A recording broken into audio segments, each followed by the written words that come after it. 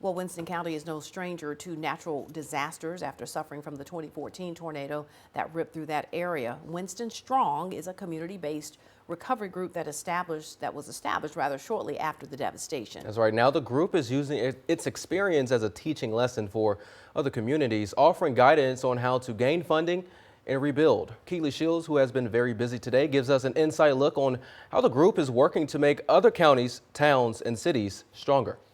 We're all about just paying it forward. Steve Jones remembers the tornado that ripped through Winston County like it was yesterday. Almost a decade later, the Winston Strong Committee has learned quite a few things during storm recovery and now wants to help others. As those saying, we want to help but don't hinder. You know, they allowed, once again, organizations allowed us to be in control, helping our neighbors and friends because we knew them. And the same thing, we don't want to, be telling them what to do, but we're always willing to, hey, this is what we did it work or not? Because every disaster is different. While some received sources from FEMA and MEMA, Jones and his team focused on those who were underinsured or not insured at all. Many things were learned through trial and error, but Jones says there's one thing you should always hold on to. Anything that you used for storm cleanup, storm recovery, fuel for your chainsaw, if you broke a chain, your mileage, write it down because you may forget what you've done.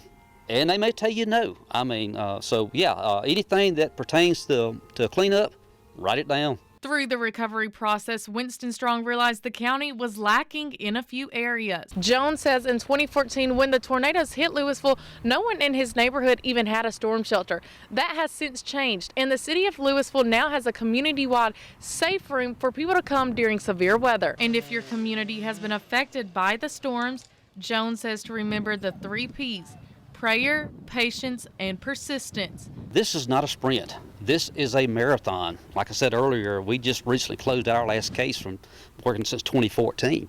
So yeah, it's a long haul. Patience, patience, patience.